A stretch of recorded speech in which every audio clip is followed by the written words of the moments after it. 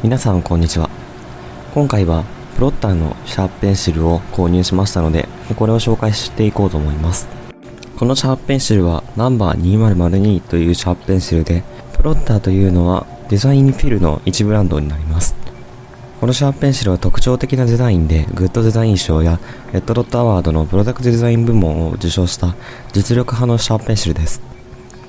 YouTube での解説が少ない割には期待度の高いもので、皆さんは認知していても持っていないという方がかなり多いのではないでしょうか。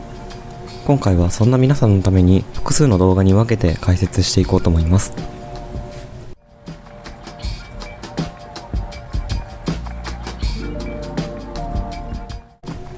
さて、まずは最初にホームページの説明などに沿ってこのシャープペンシルの概要を見ていきます。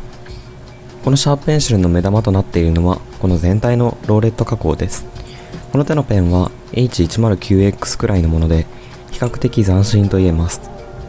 繰り出し方式は回転繰り出してありますが、回転ノック方式ですね。クリップはバインダーに挟むために薄くなっています。ただ自分はプロッターのバインダーを購入しているわけではないので、バインダーに挟むのにいいかどうかについては比較検討は致しかねますのであしからず。重心は低めで動画の通りになっています。カラーはブラック、ゴールドに加えてシルバーがあり、字は真鍮のためよくある酸化によるエイジングが謳ってあります。また内部機構は口金を開けると出現します。概要をつかんでいただいたところで、ここからは感想などを細かくお話していきます。端的に感想を言うと成功ではありますが惜しいペンシルです。どうしてそう言えるのでしょうか。動画が長くなることが予想されますので3動画にスプリットしてお伝えします。まず今回の動画では主にデザインについて注目していきます。筆記感に関しましては近日アップロードされる2つ目の動画、また全ローレットとして似ているパイロット H109X との比較を3つ目の動画の3部構成でお届けします。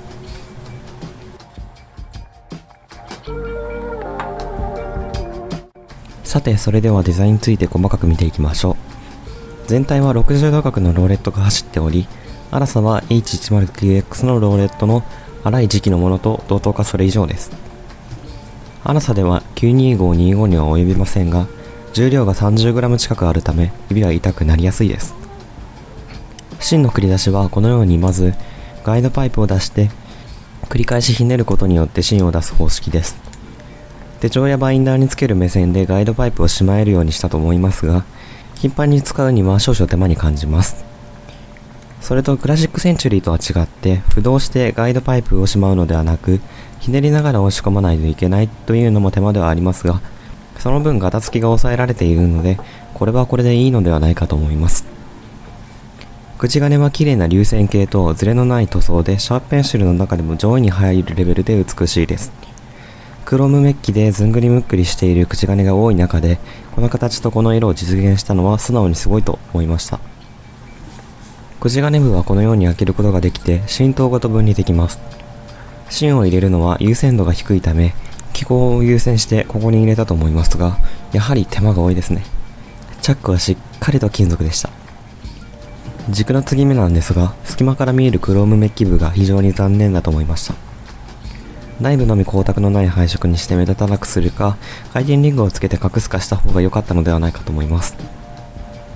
開けてみるとクローム部とプラ部が出てきます。回転ノック式のシャープペンシルは実は内部ノック式になっていて、別部に回転を縦運動に変える部品が入っています。これ以上重いと使いにくいため、ここをプラスチックにしたのは正解だと思います。グリップはバインダーに刺せるように薄型となっています。クリップを持って回さないようにと注意書きがありましたが、どうもここを持ってしまわないと回しにくいです。クリップは少しだけ軽めで、ある程度の厚みのものを挟むのに必要十分と言えます。プロッターのこだわられた書体がペンの統一感を壊さないようになっており、配置や向きなどにもしっかり配慮されていることが伺えます。上部は削り出しの溝が渦巻いてしっかり見えます。